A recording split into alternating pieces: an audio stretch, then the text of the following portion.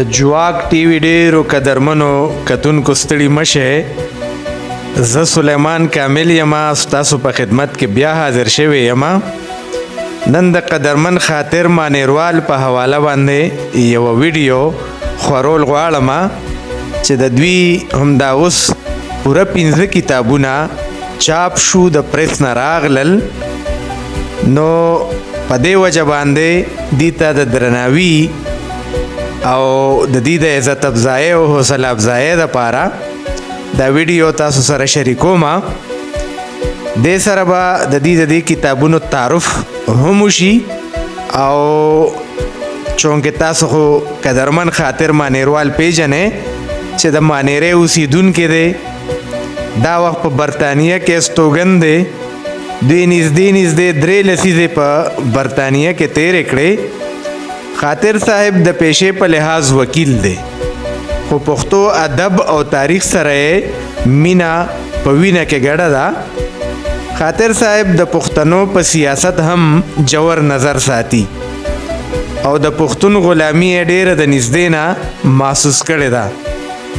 هم دا اوس د دوی 15 کتابونه په یو ځای چاپ شو چې دا پښتو سره د بې بدلې مینې ښکاره ثبوت دی. دا کتابونه ترجمې دي. خاطر صاحب د مترجم په حیثیت په پښتو تخلیقي ادب کې د خپل مقام تعین وکړ. جواک ټي وي ورته هرکلی وایي او دې ستړې ته د قدر په نظر ګوري. د دوی په دې کتابونو کې یو انقلاب فرانس نومیږي چې په شپږو یا مخونو اډانه دی لکه چې د نوم نه یې ښکاره ده د فرانس د مذهبي او سیاسي حالاتو په حواله لیکل شوی کتاب دی. دویم کتاب د سترابو جیوګرافي چې 110 مخونه لري.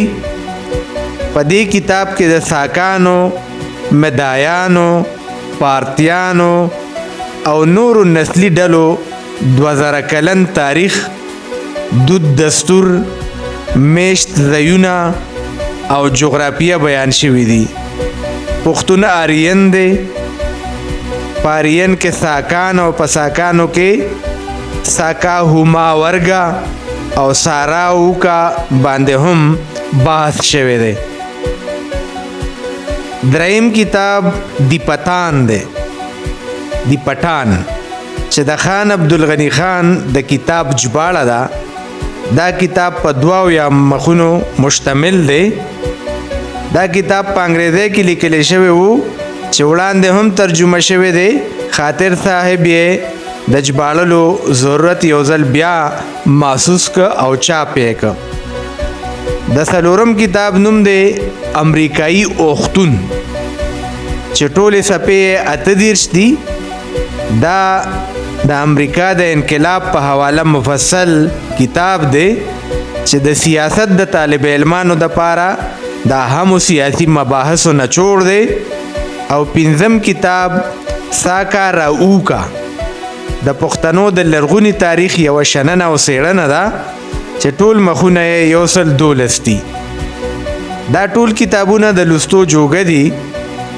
د خاطر مانیروال صاحب د دې پیرزوینې بدل فقط د دې کتابونو په مطالعه کولو خلاصېدی شي.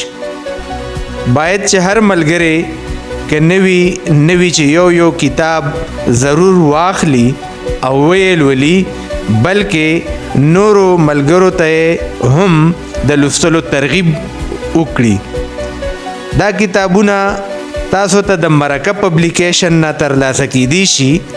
د دې کتابونو بیې بالترتیب 300، 1500، 200، 200 او 350 روپۍ دي. دا کتابونه تاسو په ډاک هم ترلاسه کولی شئ. درک دی سلیمان کامل، مرکه پبلیکیشنز، G8 یا G8 گراؤنڈ فلور 8 نمبر دفتر، خانجی پلازا، نیر چوک، پوری ہوتے مردان.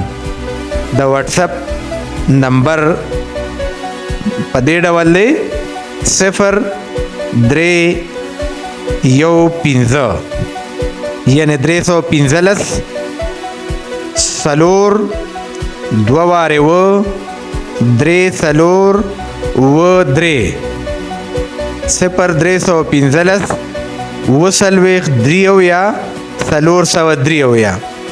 ډېره مهرباني.